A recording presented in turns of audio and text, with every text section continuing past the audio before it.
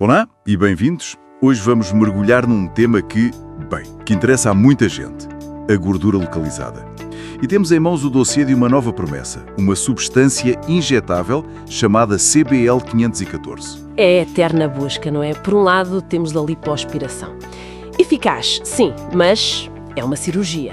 Implica riscos, custos, uma recuperação longa. Exato. E por outro, os tratamentos não invasivos, tipo congelar a gordura, que às vezes funcionam, às vezes nem por isso, e os resultados podem ser modestos. E é precisamente aí que este novo produto tenta entrar. No meio termo. A promessa é grande, dissolver a gordura, mas sem a agressividade de uma cirurgia. Pois, a promessa é sempre grande. A nossa missão hoje é ver se as provas estão à altura. A nossa fonte é um ensaio clínico de fase 2, publicado numa revista de peso, a Aesthetic Surgery Journal. Vamos dissecar isto para perceber se o CBL-514 é mesmo aquilo que diz ser. E para começar, temos de olhar para a base de tudo, a metodologia. Como é que eles fizeram o teste? Porque uma boa ideia, sem uma boa prova, não vale muito. Ok, então vamos a isso. Como é que os investigadores garantiram que os resultados eram de confiança? Bem, eles usaram o que se considera o padrão ouro. O estudo foi, em primeiro lugar, aleatório usado. Que é basicamente? Tirar à sorte, certo? Para garantir que os grupos são o mais parecidos possível à partida. Precisamente. Sem batota na escolha, depois foi controlado por placebo. Ou seja, um grupo levou com o produto a sério. E o outro grupo, o de controle, recebeu injeções de soro fisiológico. Água com sal, basicamente. Que não faz nada. É a nossa régua de medição. E a crença de cada um não influenciasse o resultado. Juntando tudo, parece uma estrutura bastante sólida. É uma estrutura muito rigorosa, sim. E quem foram as pessoas que participaram neste estudo? Foram 76 pessoas no total. E o perfil era bastante específico. A esmagadora maioria, cerca de 94%, no grupo do medicamento, eram mulheres. Ok. A idade média rondava os 46 anos e tinham de cumprir critérios físicos muito claros, não era só querer. Que tipo de critérios? Tinham de ter uma prega de gordura no abdômen com uma espessura muito específica. Entre 3 e 8 centímetros. Ou seja, pessoas com gordura localizada, visível, mas não excessiva. Entendido. E como é que era o tratamento? Uma injeção e pronto? Não, nem perto disso. Era um protocolo intensivo. Cada pessoa podia receber até 4 sessões de tratamento, com um mês de intervalo. 4 sessões? Ok. E em cada sessão não era uma injeção. Eram entre 25 a 50 pequenas injeções, dadas diretamente na gordura da barriga. Uau! 50 injeções por sessão. Já exige algum empenho. E para medir os resultados, não se ficaram pelas fotografias de antes e depois, imagino. De todo. A medição foi objetiva, foi tecnológica, usaram ultrassons. A mesma tecnologia das ecografias de gravidez? Exatamente a mesma. Usaram-na para medir ao milímetro a espessura e o volume da camada de gordura antes de tudo e depois 8 semanas após o último tratamento. Sem espaço para eu acho que diminuiu. Eram números. Certo. O palco está montado. Temos uma experiência rigorosa. Participantes bem definidos. Medições objetivas. E agora a pergunta que todos querem ver respondida. Funcionou? Olha, os resultados foram taxativos. O objetivo principal do estudo era ver quantos participantes conseguiam perder no mínimo 150 ml de volume de gordura. Ok, 150 ml.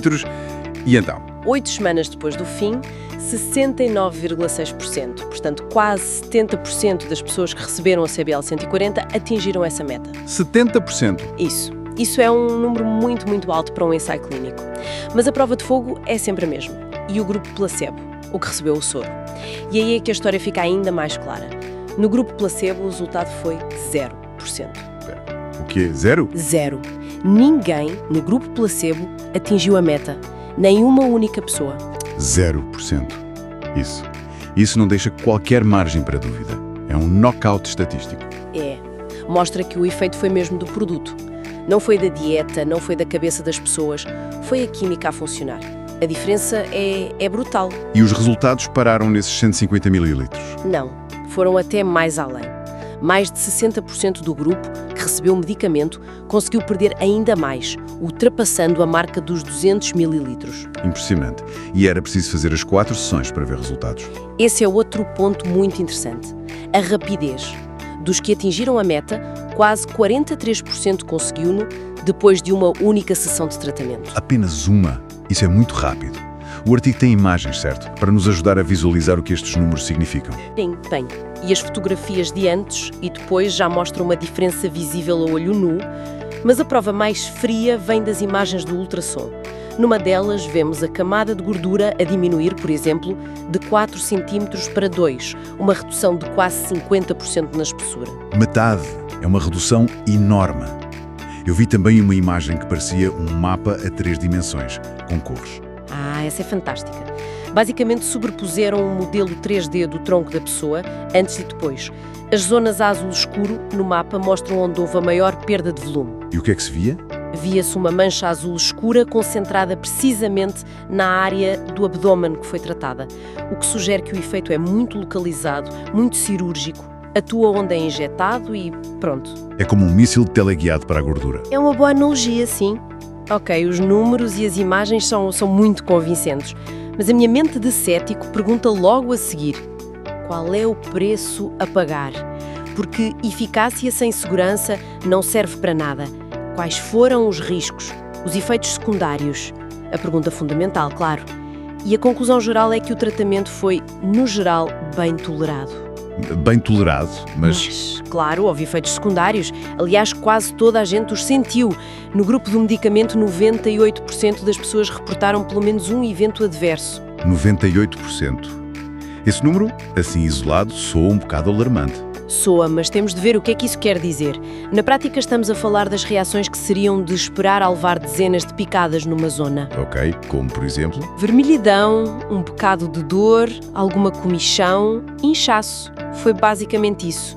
E a maioria destes eventos foi classificada como de intensidade ligeira a moderada e desapareceram sozinhos. Pronto, isso já é mais tranquilizador. Mas li no artigo que houve 9 participantes que reportaram eventos graves. A palavra grave faz sempre soar os alarmes. Faz. E é uma ótima pergunta. A linguagem dos ensaios clínicos pode ser traiçoeira. Neste caso, grave não significava perigoso para a vida ou uma complicação médica séria. Para todos esses 9 participantes, o evento grave foi dor no local da injeção. Então, grave referia-se à intensidade da dor, que era muito forte, e não a uma consequência médica perigosa. Exatamente. A dor foi classificada como severa, mas não houve uma infecção, uma reação alérgica sistémica, nada disso. Entendo a distinção. Mas sejamos honestos, dor tão forte que é classificada como grave, isso pode ser um grande obstáculo para muita gente. E sem dúvida, é uma troca. O procedimento parece funcionar, mas não é um passeio no parque. Não é isento de desconforto. A questão para um potencial paciente é sempre: a dor temporária vale o resultado final? Não há uma resposta única. Claro, é uma decisão muito pessoal. E tão importante como o que aconteceu é o que não aconteceu. O estudo sublinha que não houve nenhum dos efeitos secundários mais temidos noutras terapias injetáveis. Não houve lesão de nervos, não houve úlceras na pele e, mais importante, não houve necrose, que é a morte do tecido. A ausência desses problemas é de facto uma grande vitória para o perfil de segurança. Sem dúvida. Então, junta das peças todas, onde é que este CBL 514 se encaixa no panorama atual? Bem, o que estes dados sugerem é que ele não vem para competir com cremes ou tratamentos ligeiros. Ele está a posicionar-se para desafiar diretamente os pesos pesados não cirúrgicos, como a criolipólise. O congelamento de gordura. Isso. Os autores até sugerem que a redução de volume que eles viram parece ser superior à de alguns estudos com criolipólise, embora uma comparação direta seja sempre... Portanto, podia ser uma opção para quem quer resultados mais visíveis, mas ainda tem receio de dar o passo para uma lipoaspiração. Parece ser exatamente essa a brecha de mercado que o produto quer preencher. Mas, como em qualquer análise, temos de ser rigorosos. Nenhum estudo é perfeito. Quais foram as limitações que os próprios autores apontaram? Eles são transparentes em relação a isso, o que é bom. A limitação mais óbvia foi a taxa de desistência. Foi altíssima. Quase metade dos participantes, 49,3%, não completou o estudo. Quase metade. Isso é imenso. Normalmente isso seria um grande sinal de alarme. Sugere que o tratamento era insuportável. Seria, mas os autores dão uma justificação. Eles dizem que esta taxa de abandono não se deveu a problemas de segurança, mas sim às regras muito rigorosas do protocolo. Como assim? Por exemplo, os participantes tinham de manter o peso corporal completamente estável, Se ganhassem ou perdessem apenas 3 quilos, eram imediatamente desqualificados e, aparentemente, muitas desistências foram por causa disso, não por queixas do tratamento. Ok, é um contexto importante. Que outras limitações devemos ter em mente? O período de acompanhamento foi curto, só 8 semanas depois da última injeção. Não sabemos o que acontece ao fim de 1, 2 ou 5 anos, se a gordura volta. Certo, os efeitos a longo prazo são uma incógnita. Exato. E a população do estudo era pouco diversa, maioritariamente mulheres caucasianas. Ainda é preciso confirmar se os resultados se aplicam a homens ou a pessoas de outras etnias. E por fim, a questão que se coloca sempre: quem pagou pelo estudo? Pois, e é importante notar que o estudo foi financiado e conduzido pela empresa que produz o CBL 514, a Caliway Biopharmaceuticals. Isto é uma prática normal no desenvolvimento de medicamentos. Não é ilegal. Claro, mas é um fator a ter em conta. É sempre um fator a ter em conta. A confirmação final destes resultados, que são muito promissores, terá de vir de futuros estudos de fase 3, que são maiores e idealmente com mais supervisão independente. Faz todo sentido. Pronto, vamos então resumir as ideias principais. Neste ensaio de fase 2, o CBL 514 provou ser capaz de reduzir de forma significativa e muito direcionada a gordura na zona do abdômen. Exato. A eficácia foi clara, com quase 70% de sucesso contra um retumbante 0 no grupo placebo. Os números são difíceis de ignorar. Do lado da segurança, o perfil pareceu favorável. Os efeitos secundários existiram, foram comuns, mas limitaram-se a reações locais e temporárias. Dor, inchaço, vermelhidão. Sem os riscos mais graves que por vezes se associam a outros tratamentos. Perfeito. E, para terminar, como é hábito, deixo um pensamento final. Uma pequena pista que o estudo nos dá e que pode apontar para o futuro. Quase de passagem, os autores mencionam uma observação que fizeram. Que foi? Eles notaram que os participantes não apresentaram flacidez de pele notória depois da perda de gordura. Isso é muito interessante. A pele flácida é o grande problema da perda de volume, o efeito de balão vazio. Precisamente. E embora isto não tenha sido um objetivo do estudo, nem tenha sido medido com rigor, é uma observação que salta à vista e leva-nos a uma pergunta provocadora. E se um tratamento futuro pudesse não só eliminar a gordura, mas ao mesmo tempo promover a retração da pele? Isso seria uma mudança de paradigma. Seria, muito possivelmente, uma autêntica revolução nos procedimentos de contorno corporal. E é com essa questão que terminamos a nossa análise de hoje.